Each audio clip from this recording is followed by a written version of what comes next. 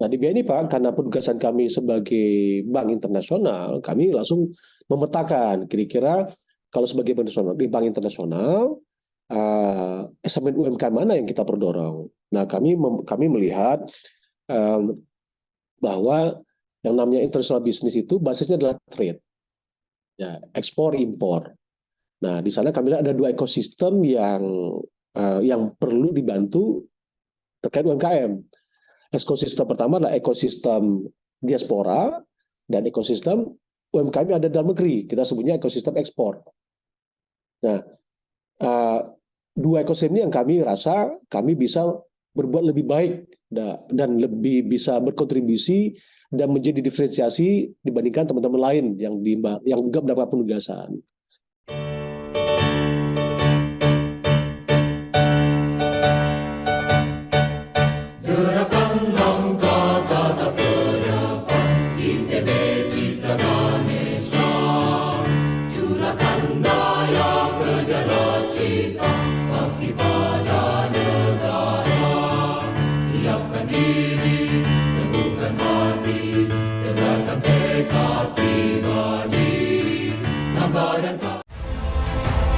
Saya Bambang Sartono di kanal Inspirasi untuk Bangsa. Ini juga pertama kali nulis ITB sebenarnya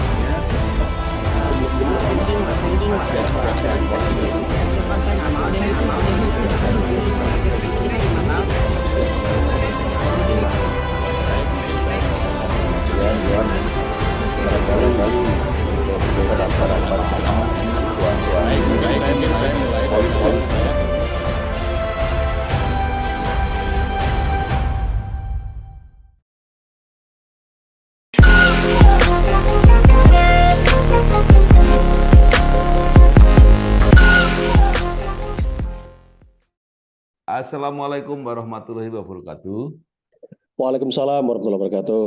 Salam sehat Pak Bambang. Ya, bersama saya Bambang Sartono di kanal Inspirasi untuk Bangsa. Mudah-mudahan kanal ini selalu bisa memberi inspirasi, motivasi, dan edukasi. Kami sedang mempersiapkan beberapa video wawancara untuk ikut memberi makna 63 tahun Institut Teknologi Bandung. Menurut rencana wawancara ini akan kami bukukan, dan saat ini saya sudah bersama dengan salah seorang alumnus ITB, yaitu Bapak Muhammad Iqbal. Saat ini menjabat sebagai Direktur Enterprise and Commercial Banking di Bank BNI. Apa kabar Pak Iqbal? Alhamdulillah kabar baik Pak Bambang. Terima kasih untuk kesempatannya nih ketemu ngobrol-ngobrol pada kesempatan pagi ini. Iya, Pak Iqbal ini lahir di tahun 1973. Mungkin Bapak bisa mulai cerita mengenai pengalaman kuliah di program S1 Teknik Industri ITB, kemudian menyelesaikan S2 di STE IPMI dan MBA di Monash University, merintis karir di BNI, kemudian pindah ke Bank Mandiri, kembali lagi ke BNI, dan saat ini menjabat sebagai Direktur Enterprise and Commercial Banking. Silakan, Pak. Baik, terima kasih Pak Bambang. Ya, mungkin cerita sedikit ke satu langkah ke belakang sebelum sampai akhirnya nomplok di ITB ya, Pak Bambang ya. Jadi saya lahir di Pekanbaru, Pak Bambang. Itu kota yang tidak besar, dan kalau mungkin kita bisa napak tilas ke era 70 tahun akhir sampai 80, ketika minyak itu booming ya, kota kami itu tumbuhnya dari Caltex, Pak. Jadi saya masih ingat waktu itu ketika masih kecil ya, kebetulan ayah saya kan buka toko gitu. Jadi kalau setiap Sabtu Minggu atau hari gajian itu biasanya yang insinyur-insinyur dari Caltex itu datang ke kota dan itu belanja borongan. Jadi saya juga suka mendampingi ayah saya tuh jagain toko. Suka nanya, itu orang-orang kok nggak belanja, nggak mikir itu. Pokoknya udah belanja apapun dibeli gitu kan ya, nggak dihitung. Saya tanya saya itu kerjanya apa tuh Pak gitu kan. Oh mereka tuh insinyur. Oh, nah kalau kamu pengen jadi insinyur, kamu harus ke ITB. Nah itulah awal ceritanya Pak. Dipikir-pikir, wah enak juga kalau jadi insinyur gitu kan ya. Nah, jadi dari sana saya termotivasi. Kemudian saat itu mungkin kalau kita di era 80-an itu kan, kalau kami kan kalau di kota kecil itu di Sumatera Pak, yang dari kota saya tuh sangat jarang orang-orang bisa ke ITB gitu ya. Mungkin 1/5 dalam 5 tahun mungkin 1 orang gitu yang bisa bisa ke ITB. Terus saya tanya ibu saya boleh nggak keluar dari Pekanbaru? Waktu itu saya masih SMP. Terus ibu saya bilang, ya kamu kalau pilihan cuma ke Medan, ke Padang, atau ke Palembang. Karena kalau di Sumatera, 3 kota itu yang pendidikannya jauh lebih baik. Tapi kemudian tak kenapa ketemu dengan salah satu anak dari sahabat ayah saya yang kebetulan ke Bandung. Dia bilang, ngapain kamu ke sana? Kamu langsung ke Bandung aja. Nah, dengan modal nekat ini Pak Bambang, ini modalnya nekat aja, modal nekat. Saya baru tamat SMP, saya bilang, sudah lama, saya ke Bandung aja. Tapi kita nggak ada saudara, nggak apa-apa, saya bilang itu. Saya langsung aja, saya pengen ke ITB, saya bilang gitu. Karena tiap minggu kita menyaksikan kalau di kota kami itu kalau kalau insinyur Caltech itu kalau turun gunung istilah kita ya, turun ke kota itu kayak raja gitu. Jadi motivasi sederhana aja. Oh, pengen tuh kayak bapak-bapak itu kan. Lalu modal nekat dari tamat SMP saya ya ke Bandung tanpa ada kenalan gitu ya. Ya alhamdulillah mungkin karena studi dari orang tua juga semangat nekat tadi saya masuk ke SMA 3 Bandung, Pak. Itu awal ceritanya. Nah, uh, waktu itu kata anak teman saya ini, kalau kamu ke ITB kamu harus ke SMA di Bandung. Salah satunya mungkin kalau nggak SMA 3, SMA 5, SMA 2, SMA 1. Ya saya coba daftar ke Bandung SMA itu. Nah, kemudian akhirnya ya singkat cerita dari SMA 3 Bandung saya akhirnya bisa ke ITB.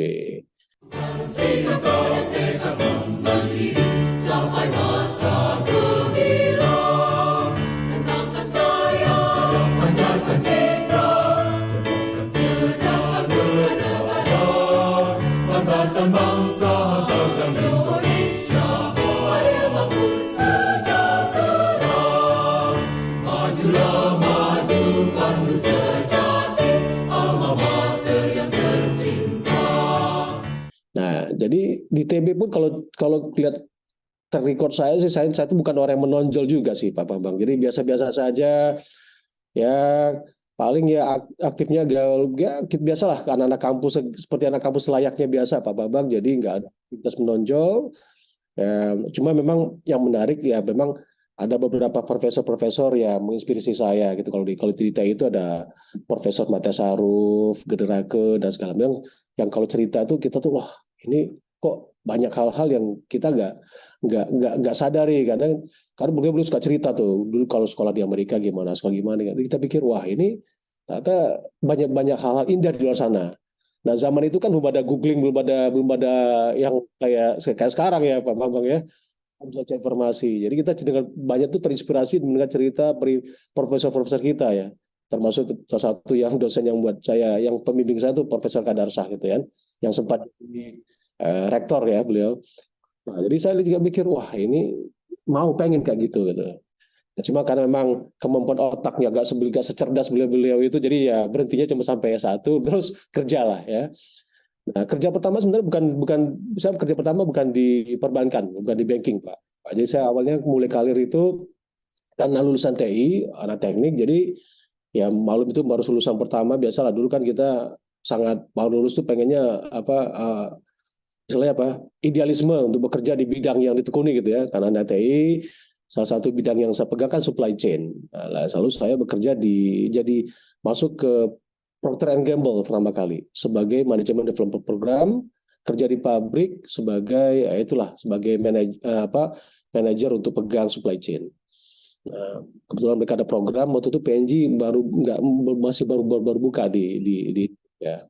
Kerja di sana pikir-pikir juga di pabrik ternyata nggak indah-indah juga gitu ya. Jadi kalau pas ketemu kan kemudian kita di Jakarta suka kumpul-kumpul sama teman-teman yang kalau saya kerja di Bekasi gitu. Jadi kalau kumpul sama teman Jakarta kayak kita, wah enak juga kalau di Jakarta. Nah di sana kemudian saya pindah, akhirnya saya pindah ke yang namanya Andersen Consulting, mungkin pernah nah di sana lah mungkin saya banyak berpikir banyak terekspos pada hal-hal yang ternyata tidak sebesar gini ya. Saya terekspos pada hal baru gitu di sana. Karena kalau kita kami sebagai saya masih sebagai konsultan satu pindah satu proyek ke proyek lain itu cepat sekali.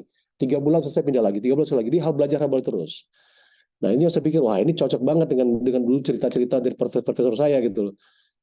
Termasuk Profesor Matasaru, Profesor Dirake, Profesor Kadarsa bilang, ayo salah satu TI kan gitu Pak.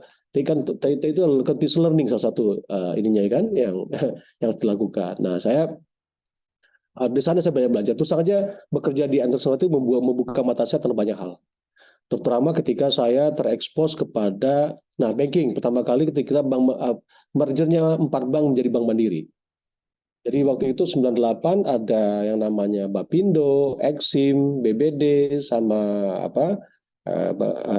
Bapindo, Exim, BBD sama BDN. 4 bank. Nah, kebetulan saya salah satu tim project di sana yang ditunjuk oleh Anderson Consulting untuk bantu. Saya itu ada 5 konsultan yang diminta oleh Bank Dunia membantu merger itu, termasuk ada McKinsey, Anderson Consulting, McKinsey, Hey, dan saya lupa satu lagi, ada 5 konsultan. Jadi, nah itu yang saya baru terekspos pertama kali. Dan saya pikir, wah ini menarik gitu. Nah kebetulan saya ini orangnya sukanya matematik nih Pak Bambang. Jadi saya pikir, wah saya lihat kerja teman-teman di banking itu kok banyak angka-angka gitu. Nah ini menarik tuh. Ya, itu meskipun saya membantu cuma aspek mergernya ya.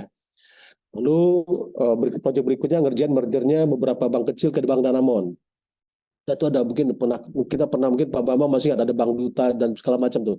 Ya, yang sempat setelah krisis 98 itu kan masuk ICU ya di BPN. Nah, kemudian ada merger bank itu yang saya ikut di sana. Nah, puncak saya merasakan pengalaman penting saya adalah ketika saya dikirim oleh Anderson Consulting yang kemudian berubah nama menjadi Accenture. Saya pernah ada mendapatkan penugasan di New York Pak. Tahun 2000 sampai 2021 dia sampai sampai 2001 ya, lebih kurang 2 tahun ya sana. Nah itu yang semakin saya mulai menyenangi dunia perbankan, meskipun saya bukan bekerja di bank-banknya. Saat itu saya jadi konsultan beberapa proyek di sana, ada Wells Fargo, ada Charles Schwab itu. Wah, dan kalau di New York kan New York kan memang kota industri keuangan ya Pak Bambang. Nah, di sana saya terekspos.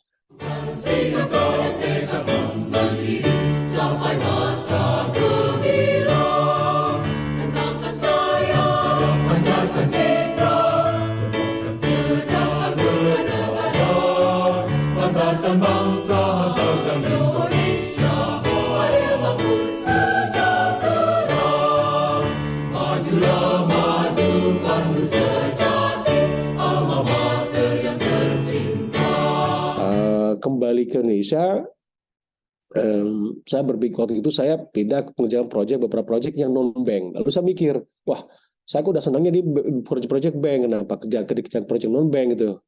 Zaman itu lagi banyak proyek kayak SAP. Saya bilang sama saya, aduh saya kayaknya nggak bisa deh kalau yang proyek non bank, apalagi programming. Nah, atau itu kan lagi rame SAP ke programming. Saya bilang agak beda jalurnya. Nah dari sana saya memutuskan resign dan ngambil sekolah gitu Pak, sekolah.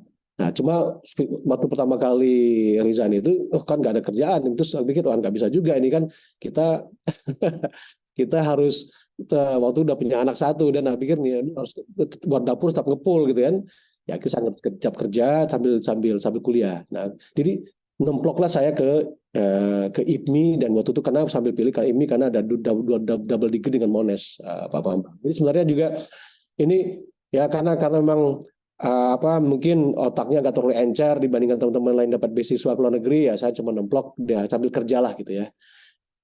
Jadi memang perjalanan karirnya itu perjalanan di saya sejauh ini memang saya rasakan sampai detik itu ya memang harus dengan kerja dengan keringat sih, di modalnya nekat sama keringat sih Pak Bambang. Jadi modal nekat keringat ini saya sambil kerja waktu itu bisa dari Anderson Consulting, dari Accenture saya pindah ke Charles Schwab. Akhirnya saya kenalan sama teman waktu di IPMI, kemudian saya pindah ke Citibank. Nah, sejak itulah pertama kali saya betul-betul jadi banker Pak. Ini tadi cuma konsultan, kemudian sambil sekolah ketemu teman dan akhirnya nemplok di Citibank. Nah satu lagi kuncinya Pak, selain nekat dan keringat, mungkin perlu satu namanya teman gitu lah. Karena kalau tambah teman mungkin saya nggak pernah akan ketemu di Citibank, Pak. Nggak pernah bisa bekerja di ini. Jadi saya pikir itu jadi 3 hal itu yang sampai sekarang saya pegang, nekat apa keringat dan teman, Pak. Nah, itu yang bekal muda dari Citibank. Nah, Citibank inilah yang saya mau memberikan saya warna di sebagai banker. Jadi saya mungkin Pak Bambang pernah dengar ada namanya Pak Berry Lesmana dan segala macam, itu top banker yang saya banyak belajar lah gitu ya. Dan dari sana dari Citibank saya pindah ke HSBC, dari HSBC baru saya nemplok di BNI.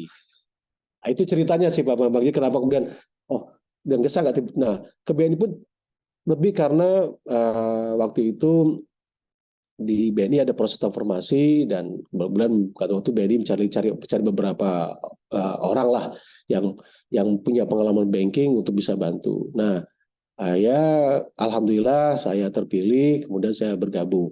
Waktu itu saya diminta untuk membangun divisi risiko. Divisi risiko, salah satu divisi yang terkait dengan masalah retail saat itu awalnya. Setelah dari sana, kemudian ya namanya juga karir ya Pak Bambang ya. Ini salah satu mungkin, nggak tahu nih, kelebihan apa kekurangan ITB kali ya. Mungkin terkenal agak suka pindah-pindah gitu. Nggak, bisa lebih bisa kurang itu jadi Pak Bambang. Jadi saya satu dan lain hal saya pindah ke Mandiri. Di Mandiri pun itu juga karena modal nekat, keringat dan teman, Pak. Jadi karena teman-teman juga nih, teman-teman yang biasalah kalau teman ayo gini coba challenge baru. Nah, mereka bisa ke Mandiri dan di sana pun yang menarik adalah selalu dan memang kalau saya lihat perjalanan saya gitu ya, dari setiap dari satu tahapan ke tahapan itu selalu diberikan penugasan yang memang tidak terlalu seksi gitu loh ya. Kalau orang lain mikir kok nggak kerjanya yang mungkin hal-hal kayak membangun divisi, ngeberesin portfolio yang lagi susah gitu lah. Saya kebagian gitu-gitu sih Pak Bambang. Tapi kalau saya berkaca sekarang, saya bersyukur diberikan penugasan seperti itu. Karena justru dengan diberikan penugasan yang tidak seksi itu, saya banyak belajar. Nah, berarti tip yang keempat nih saya lihat nih. Jadi tadi nekat, keringat, teman, dan belajar ternyata. Dan dengan empat ini saya lihat itu yang membuat saya sampai hari kemudian ya saya di samping juga mungkin sebuah keberuntungan ya Pak Bambang, akhirnya saya diajak oleh Pak Royke untuk bantu beliau balik ke BNI sebagai direktur gitu loh. Jadi itu yang tadi Pak Bambang, jadi saya lihat perjalanan karirnya itu memang tidak istimewa banget, tapi ya kombinasi dari hal tadi lah. Nekat, keringat, teman sama mau terus belajar gitu loh. Itu sih Pak Bang. Nyatakan pasti dambaan ibu pertiwi, hai putra bangsa insan bersada, tugas mulia menantimu, semangat dan tekad kembangkan selalu, sinar terang pasti datang, kajilah ilmu dan teknologi, seni dan budaya bangsaku. Nah sekarang gimana Pak caranya change ya dari apa industri tekstil kemudian pindah tadi jadi konsultan akhirnya ya. Jadi di perbankan, itu menyesuaikannya seperti apa Pak?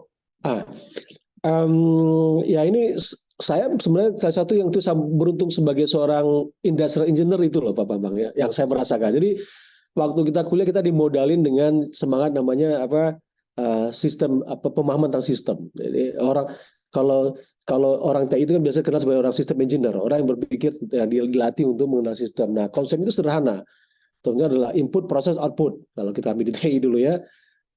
Jadi dengan framework ini saya jadi punya modal untuk cepat switch dari satu ekosistem ke ekosistem lain. Nah itu membantu saya untuk cepat belajar gitu loh. Di samping memang tadi ya memang dari awal ya saya rasa sih modal nekat itu sih Pak Bambang ya. Jadi kalau sudah saya merasa juga kalau saya lihat satu belajar dari value dari yang saya diajar orang tua saya adalah kalau sudah punya kemauan kita harus all out di sana. itu value yang saya sampai sekarang saya pegang, dan saya berterima kasih pada apa yang sudah orang tua saya ajarkan kepada saya. Kalau sudah punya keinginan, ya sudah, at all cost kamu harus put your effort di sana. Nah, itu yang saya pegang. Jadi ya terjemahan saya nekat tadi lah. Jadi nah itu kombinasi antara itu dengan bekal saya sebagai seorang industrial engineer yang banyak pembelajaran dari profesor-profesor yang pernah ngajar saya gitu ya, dosen-dosen, itu yang membuat saya merasakan sampai inilah punya modal untuk bisa switch dari satu ekosistem ke ekosistem lain. Dan mungkin saya kalau dihitung dari sana mungkin jumlah pekerjaan yang saya pindah-pindah itu lumayan banyak sih, Pak. Ini saya malu juga tuh cerita, tapi tapi itu saya merasa ini pengalaman hidup yang ya mungkin kalau buat teman-teman yang muda-muda yang pengen tiru, mungkin ini nggak semua harus ditiru ya, karena dulu banyak learning by kejeduk kalau saya sebut. Jadi ini salah satu learning by kejeduk yang sebut saya, kalau saya model belajar saya begitu Pak Bambang, learning by kejeduk. Nekat dulu, nanti kejeduk belajar. Ya itu. Nah, Pak Iqbal ini masuk menjadi direksi di BNI mulai dari direktur bisnis UMKM. Betul, Tapi Pak. kemudian berubah terminologinya menjadi direktur enterprise and commercial banking. Nah, itu apa maknanya itu? Oke. Sebenarnya lebih pada mereposisi, karena begini, BNI itu kan dapat penugasan sebagai bank internasional. Jadi dari 4 bank himbara kan itu sudah masuk oleh kementerian, sudah diberi bagi tugas, Pak. Kalau Bank BRI, teman-teman BRI itu kan fokusnya lebih ke UMKM. Bank Mandiri lebih ke korporasi. Kemudian Bank BTN lebih kepada perumahan. Nah, kalau kami kemudian mendapat tugas sebagai bank internasional. Jadi salah satu approach dan yang kami pilih adalah karena dengan penugasan ini maka kami harus mereposisi fungsi-fungsi penugasan di dalam di internal direksi. Meskipun penamaan saya adalah direktur internasional, direktur enterprise dan commercial banking, tapi salah satu divisi yang saya tetap adalah SME, Pak. Jadi tetap ada segmen UMKM yang saya bawahi, tapi ada tambah beberapa segmen lain sesuai dengan semangat dari penugasan BNI sebagai bank internasional tadi. Nah, di BNI Pak itu kalau di segmen wholesale itu ada 2 besaran, Pak. Satu korporasi yang besar-besar, satu lagi yang non korporasi. Nah, singkatnya tuh yang saya pegang yang non korporasi, Pak.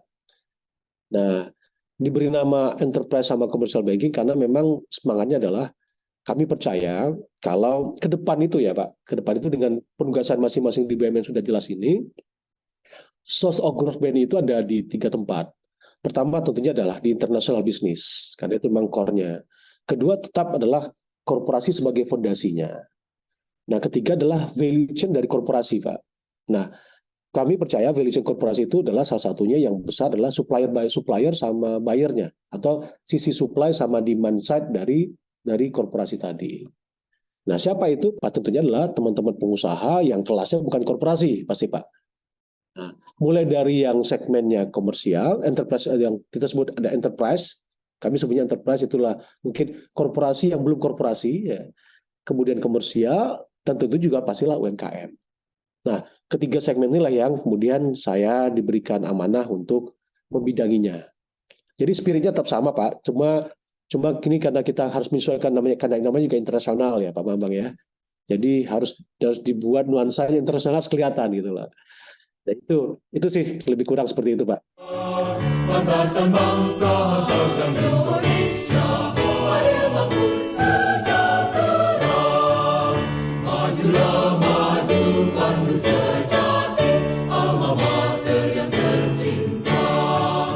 Semoga semakin kukuh dewasa, tetap jaya dan abadi. Ya, baik. Nah, sekarang Direktur Bisnis UMKM secara formal tidak ada, tapi Bapak masih menangani. Nah, sebenarnya secara inti bisnis BNI itu menempatkan UMKM ini seperti apa, Pak? Oke. Baik, tapi yang tadi seperti yang saya bilang tadi Pak, karena dari kementerian itu sudah ada penugasan, sebenarnya yang paling jagonya UMKM itu kalau di Himbara itu adalah BRI, teman-teman BRI. Karena memang yang itu kita kasat mata, kelihatan lah kalau kita bicara kur dan seterusnya itu teman-teman BRI pakarnya gitu ya. Tapi kementerian juga bilang, meski seperti teman-teman di Mandiri atau kami di BNI atau di PTN, tetap ketiga bank lain tetap harus ada selainnya nuansa UMKM-nya sesuai dengan pembidangannya. Nah di BNI Pak, karena penugasan kami sebagai bank internasional, kami langsung memetakan kira-kira kalau sebagai bank internasional di bank internasional segmen UMKM mana yang kita perdorong. Nah kami melihat bahwa yang namanya international business itu basisnya adalah trade, ya, ekspor impor. Nah di sana kami lihat ada dua ekosistem yang perlu dibantu terkait UMKM. Ekosistem pertama adalah ekosistem diaspora dan ekosistem UMKM yang ada dalam negeri. Kita sebutnya ekosistem ekspor.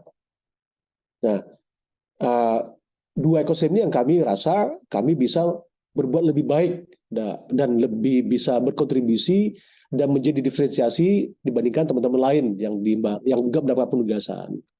Nah, itu yang kalau Pak Bambang lihat dalam campaign yang kami buat dalam 2-3 tahun terakhir, kami bentuk yang namanya Ekspora. Ekspora sebenarnya singkatan dari sinkretisme dari ekspor dan diaspora. Nah, jadi posisi ini yang kami lakukan supaya kami juga bisa fokus melayani dan membantu pemerintah dalam menggerakkan UMKM, Pak. Jadi karena kami tahu persis kalau UMKM itu jagoannya adalah teman-teman BRI. Nah, karena kami supaya nyambung dengan penugasan yang kami terima, nah kita memposisikan menggarap UMKM yang ada unsur ekspornya dan UMKM terkait diaspora. Nah, itu sih Pak jadi ceritanya seperti itu simpelnya. Ya. Kalau tidak salah di dalam pembidangan direksi ini ada juga yang membidangi internasional, Pak. Betul. Ya. Jadi bagaimana itu duplikasinya dengan bidang Bapak? Oke, kebetulan kalau kita sih kerjanya kolegial kolektif sih Pak. Jadi memang tidak saya dalam ini kan saya pegangnya ekosistem ekspor di dalam negeri. Nah, supaya ini maksimal, pasti saya bekerja sama dengan kolega saya yang membidangi international business. Jadi, nah ini sini mungkin ini pembelajaran baik juga sih Pak Bambang bahwa kita nggak mungkin bekerja sendiri.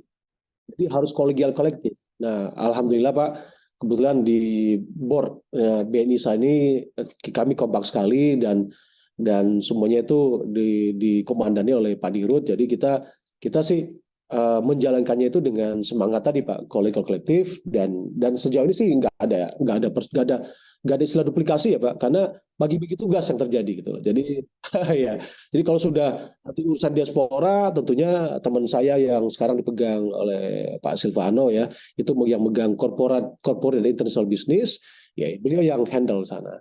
Nah kita nanti tim saya yang di dalam itu kerjasama dengan cabang-cabang luar negeri. Jadi so far sih segala sesuatunya berlancar baik dan tadi Pak karena komunikasinya baik sehingga dan semangatnya kolegial kolektifnya jalan gitu ya. Jadi roda desain yang sudah disepakati itu eksekusinya baik sih. Ya alhamdulillah ya Pak ya. Jadi saya berusaha memahami bahwa bidang Bapak ini adalah melayani nasabah non korporasi, ya. Tetapi bidang wilayahnya bisa menyentuh UMKM maupun internasional, kira-kira gitu ya. Betul Pak, betul. Cuma kalau untuk internasional memang kami meleverage ke kawan-kawan yang ada di cabang-cabang negeri yang direktoratnya pasti berbeda dengan direktur saya. Tapi karena tadi ya semangat kolegial kolektifnya jalan, kolaborasinya berjalan dengan baik, nah itu bisa ini. Dan dunia hari ini kan Pak Bambang kita nggak bekerja sendiri Pak. Nothing we can do by ourselves hari ini gitu ya. Banggakan bangsa, banggakan Indonesia, mari bangun sejahtera. Majulah maju pandu sejati, alma mater yang tercinta. Semoga semakin kukuh dewasa, tetap jaya dan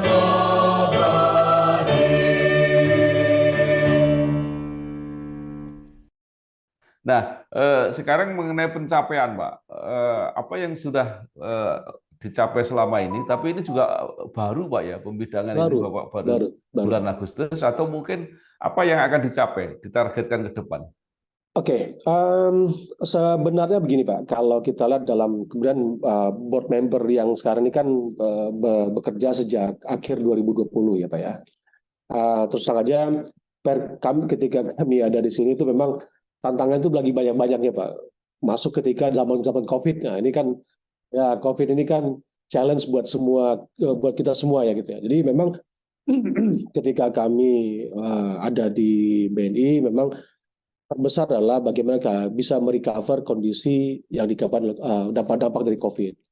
Dan karena saya membidangi lebih banyak ke bagian kredit ya, kredit non korporasi, jadi memang challenge terutama adalah membantu nasabah-nasabah yang lagi kesulitan untuk bisa melewati masa-masa sulit ini, Pak. Itu pertama. Dan alhamdulillah kami, kalau Pak Bambang lihat mungkin di laporan keuangan kami di ini, itu sangat terlihat bagaimana perbaikan yang sudah dilakukan. Tidak mudah dan tidak bisa cepat, tapi kami confident ini langkah-langkahnya sudah membaik dari waktu ke waktu, di mana kondisi di bank itu sekarang ini sudah namanya loan at risk, Pak. Jadi pinjaman-pinjaman dalam kondisi berisiko itu sudah turunnya luar biasa, meskipun tantangan ke depan masih besar. Nah tadi kalau kita Bapak lihat apa saja yang sudah dilakukan, kalau kembali kepada masalah UMKM, kebetulan di kita yang sudah kita satu penugasan lain yang kami terima lah penyaluran KUR, itu juga lumayan Pak. Kami mungkin salah satu di antara 3 bank besar yang aktif dalam menyalurkan KUR ya, membantu memulihkan UMKM dalam masa-masa pandemi ini. Dalam 5 tahun terakhir mungkin kami sudah menyalurkan lebih dari 150 triliun Pak. Tidak sebesar teman-teman yang di BRI ya, karena memang BRI memang core-nya di sana, tapi rasanya kami termasuk 3 pemain besar yang diberikan amanah oleh pemerintah menyalurkan ini. Kemudian kalau bicara Ekspora yang kami baru luncurkan 1 tahun yang lalu, saat ini kami angkakannya sudah di angka, kami sudah mencakup lebih dari 35.000 pelaku ekspor Pak. Sudah kami bantu, dan mungkin jumlah rupiahnya lebih kurang di angka 25 triliun Pak, plus minus dalam 2 tahun terakhir ini. Kemudian kalau kita bicara portofolio UMKM-nya BNI hingga saat ini, kita sampai kemarin di September kita sudah memberikan bagi depannya lebih kurang 120 triliunan Pak. Dan itu sudah menyentuh lebih dari 400.000 pelaku UMKM. Jadi rasanya kalau dibandingkan dengan kawan-kawan perbankan lain, kami termasuk terdepan dalam membantu pemerintah terkait dengan UMKM dan persoalan-persoalan yang ada dalam industri. Cukup banyak sih yang sudah dilakukan. Pengalaman BNI ini kan cukup menarik karena melayani UMKM ya, kemudian korporasi atau bisnis menengah juga iya, tetapi juga melayani internasional. Nah, pertanyaan saya, ketika terjadi pandemi itu mana Pak yang lebih lebih kuat bertahan gitu? Oke. Nah, memang pandemi COVID ini itu meluluhlantakkan framework yang menyatakan UMKM itu kuat gitu ya Pak. Emang aneh. Jadi kondisinya agak berbeda dengan 98. Di 98 itu justru UMKM yang paling strong gitu ya. Nah, pandemi ini karena panjang waktunya sehingga endurance-nya itu di teman-teman UMKM itu memang tidak sekuat teman-teman yang ada di korporasi Pak ya. Nah, jadi kondisi pandemi ini kalau kita bicara apa yang dilakukan BNI, kami masuk di tiga-tiganya Pak, karena tiga-tiga itu punya challenge yang berbeda. Challenge di internasional berbeda, challenge di korporasi berbeda, challenge di UMKM berbeda. Dan masing-masing punya resep sembuhnya beda Pak. Nah, itu yang kita lakukan. Jadi karena dan tiap bidangnya sudah ada direksi yang ngurusi, ya bagi-bagi tugas. Jadi kita juga menjalani sesuai dengan strategi yang sudah ditetapkan masing-masing. Contoh misalkan untuk korporasi, kami belajar di pengalaman sebelum-sebelumnya, akhirnya kita memutuskan kita hanya fokus pada top tier saja. Jadi harus pilih-pilih, memilah dan memilih nih Pak. Jadi kita terpaksa memilih sekarang, kita belajar memilih mana yang kita bisa masuk, mana enggak. Ya kita sebenarnya strategi top tier. Jadi kita pilih korporasi-korporasi yang memang cocok dengan DNA-nya BNI, cocok dengan appetite risikonya BNI. Nah, kita besarkan di sana. Nah terus ke UMKM-nya pun kita juga memilih. Jadi kita lihat dalam sini mulai dari komersial sampai kami kita pilih. Kami biasa memilih dari turunan dari top tier tadi, Pak. Jadi karena supaya gini, konsep sederhana.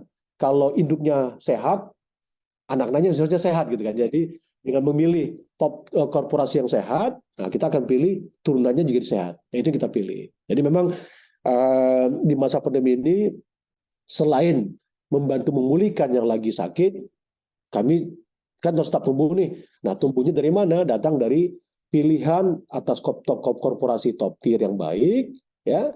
Kemudian untuk kemudian menggarap turunannya. Nah, itu yang kami lakukan sepanjang 2 tahun ini sih, Pak. Ya, alhamdulillah strategi itu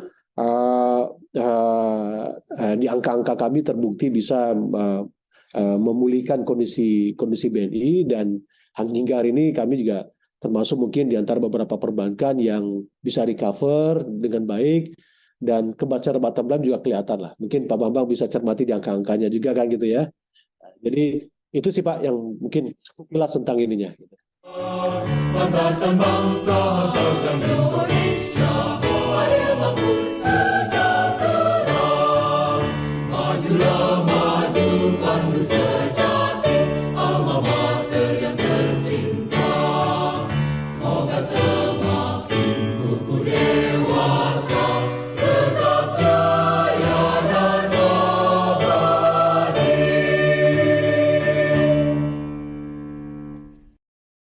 Nah, sekarang seberapa besar BNI ini memanfaatkan jaringan diaspora?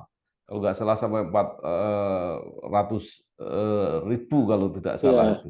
Nah, apa yang dilakukan, Pak, dan apa hasilnya? Oke. Diaspora ini memang angkanya belum ada yang bisa memastikan. Ada yang bilang 16 juta, ada yang bilang 8 juta gitu ya. Jadi banyak beragam. Karena kita memang, ini mungkin challenge kita sih Pak ya, Pak Bambang, kita belum punya cukup database yang baik dalam meregister diaspora kita. Itu yang pertama. Yang kedua, sebenarnya kalau kita bicara diaspora, itu kan bahasa diaspora itu tidak berarti hanya orang Indonesia asli. Nah, ini kalau kita buka kamus diaspora yang jamak dipakai oleh menjadi referensi, sebenarnya diferensi diaspora itu ada 3 kategori kan.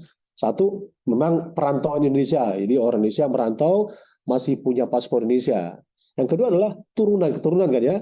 Mungkin sekarang nggak lagi pegang paspor Indonesia, tapi kakeknya atau ayahnya atau ibunya itu adalah warga negara Indonesia gitu, pernah jadi warga Indonesia. Yang ketiga, nah ini menarik sebenarnya Pak, adalah orang asing yang semangatnya ke Indonesia tinggi gitu Pak. Jadi atensi ke Indonesia besar gitu ya. Nah sebenarnya kalau kita nih ke depan mungkin kita bersama nih Pak Bambang ya, kalau kita bisa memetakan ketiga hal ini ya, ketiga hal kita bisa petakan dan kita bisa baik melihat detailnya gitu ya. Nah, saya yakin kita bisa memaksimalkan lebih. Challenge kita memang salah satu adalah dari sisi database-nya, Pak. Jadi kita nggak punya cukup database melihat ketiga komponen ini. Seringkali kita memang terjebak kepada satu, yang disebut diaspora adalah yang punya paspor Indonesia.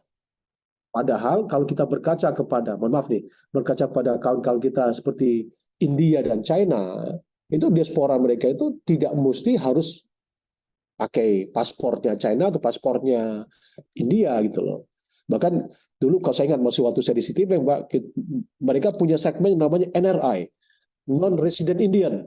Jadi orang-orang India yang bukan yang perantauan itu justru mereka digarap menjadi segmen khusus Pak, dan itu luar biasa, kaya dan produktif.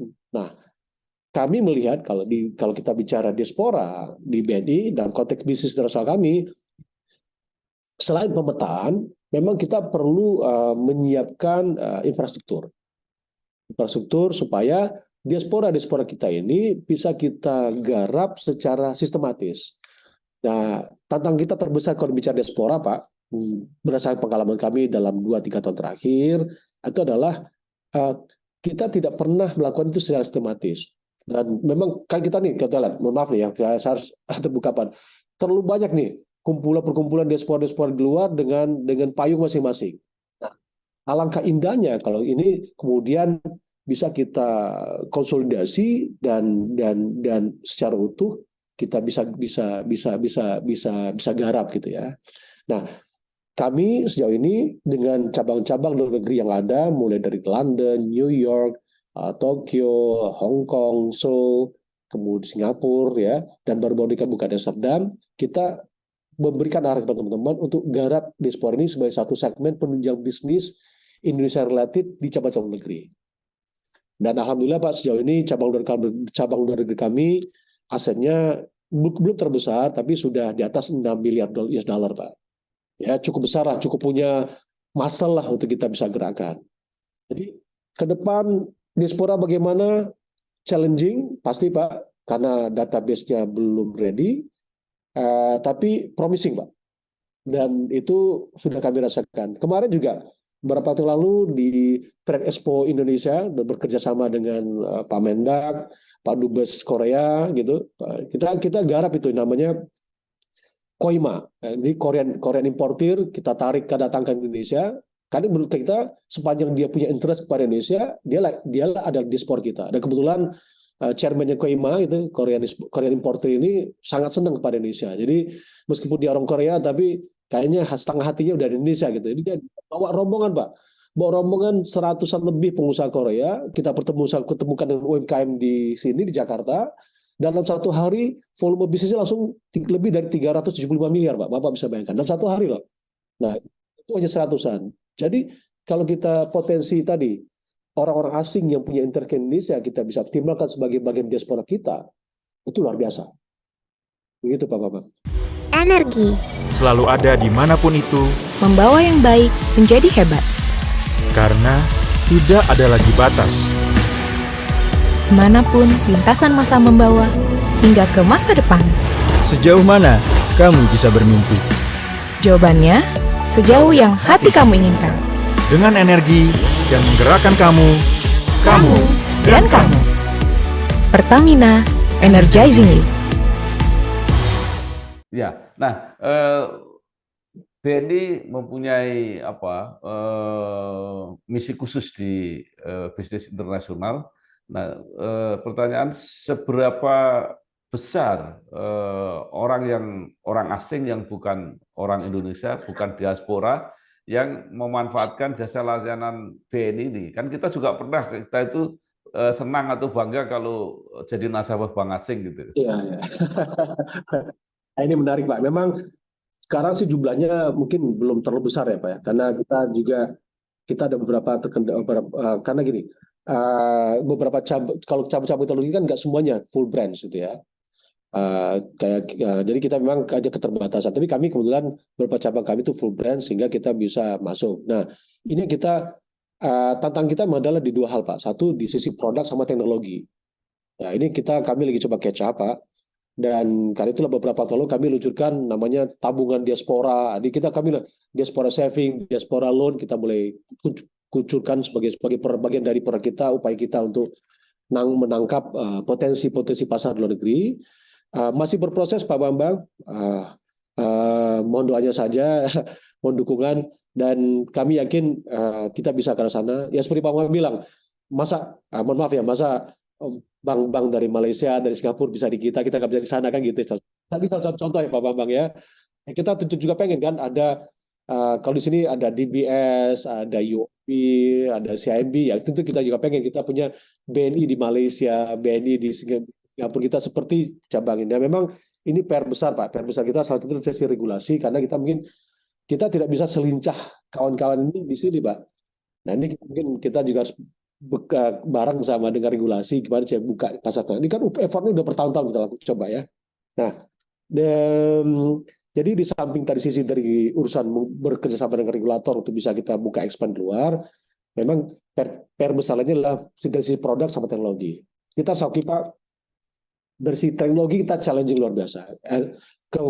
Tahapan kita dibandingkan kawan-kawan pesaing kawan-kawan seperti mungkin contoh DBS atau CIMB, kita mungkin beberapa level belum sepenuh pada tingkatan mereka. Nah ini challenge terbesar buat kami Pak untuk bisa catch up dengan bisnis internasional kami.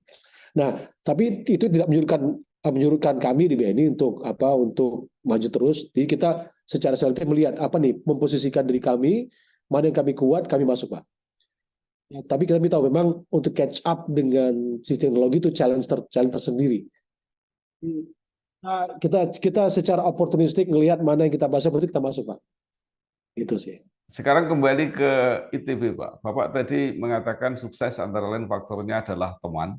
Apakah jaringan alumni ITB yang ada di mana-mana itu bisa potensial juga untuk membantu bisnis? Ya. Jadi gini, Pak. Nah, saya terus terang aja, Pak, ini satu pembelajaran hidup yang saya lihat. Memang kalau berteman itu, Pak, kita tidak boleh membatasi diri.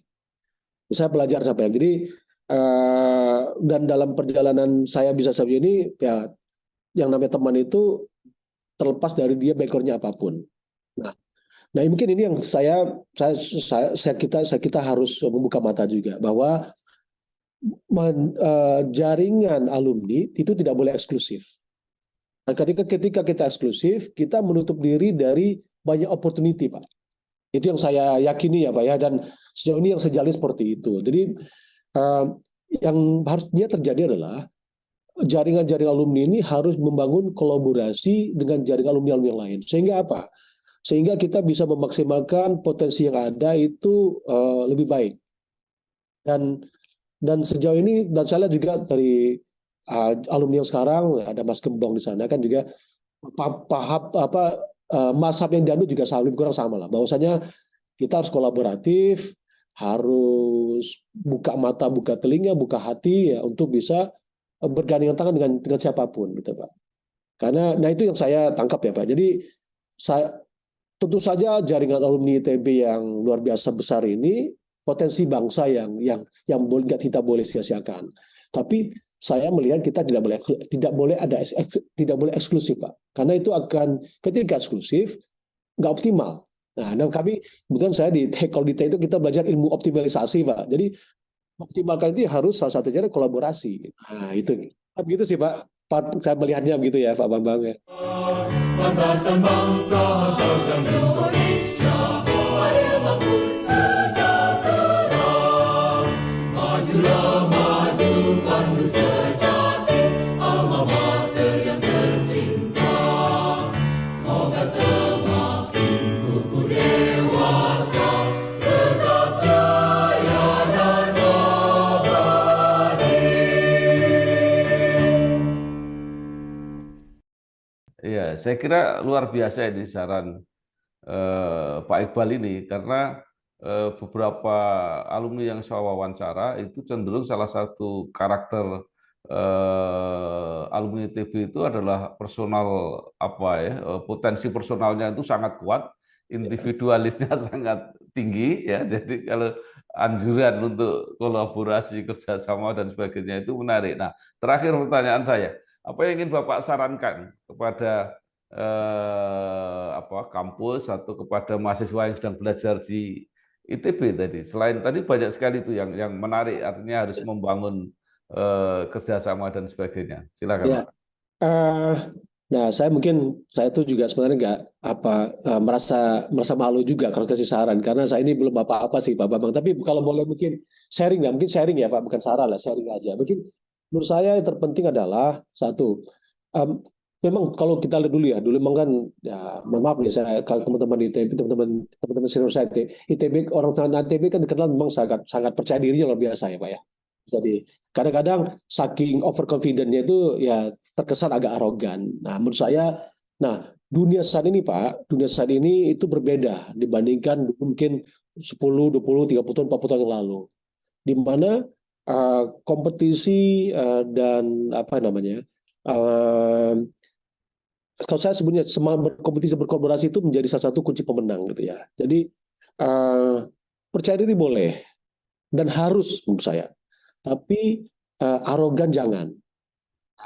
Jadi saya terus terang karena mungkin saya bukan otaknya yang tokcer gitu. Jadi saya termasuk yang mungkin kepercayaan dirinya nggak so-over kawan-kawannya lain gitu. Jadi saya selalu merasa oke, kalau ketemu kawan-kawan dari manapun harus banyak belajar dan selalu positive thinking, Pak. Contoh misalkan ketika ada seseorang yang mampu di atas kita, apapun latar belakangnya, mohon maaf, misalkan mungkin dia katakanlah dia mungkin bukan lulusan ITB, tapi dia bisa berprestasi lebih.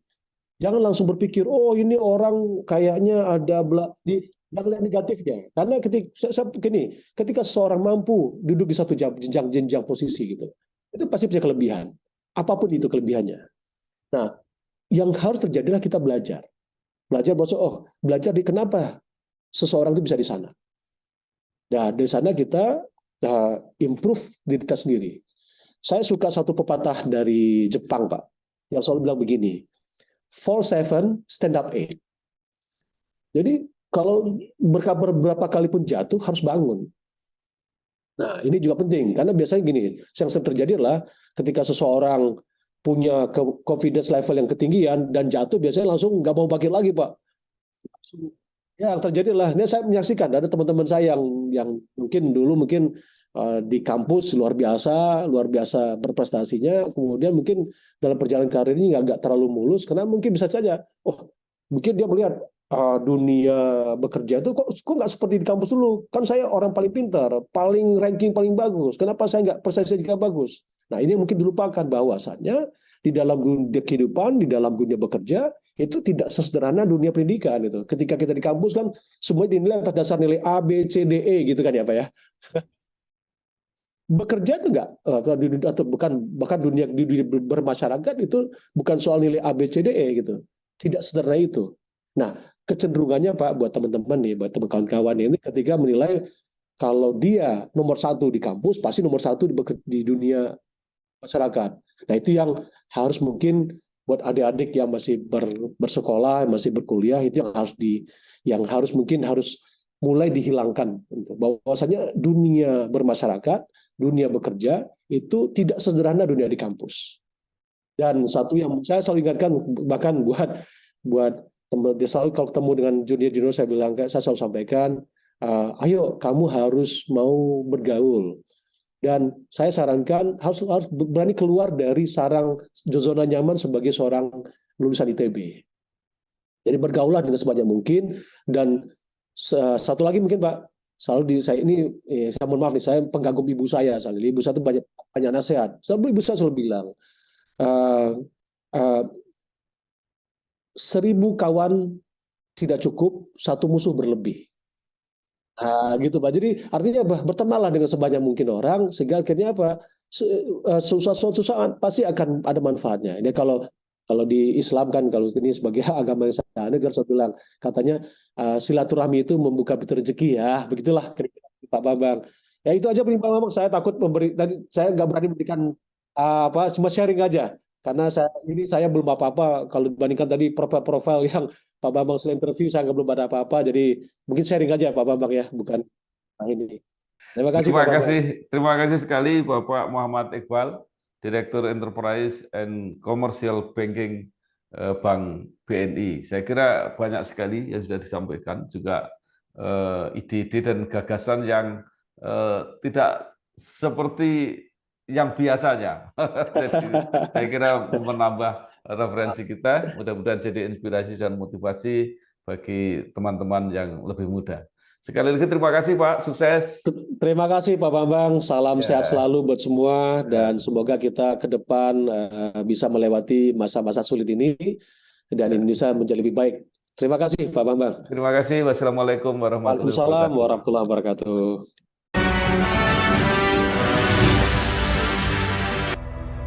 PDSI memiliki bisnis utama, yaitu penyediaan jasa pengeboran, dan kini mengembangkan jasa lain yang terkait dengan pengeboran serta jasa terintegrasi untuk sumur minyak, gas, dan panas bumi.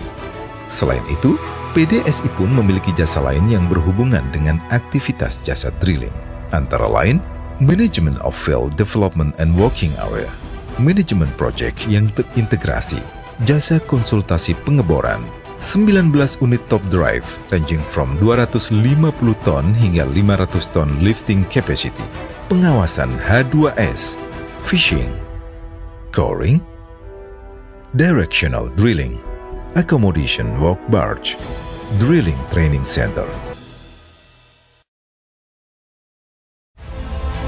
Nama saya Bambang Saturno di kanal Inspirasi untuk Bangsa. juga pertama kali nulis IPB sebenarnya sebelum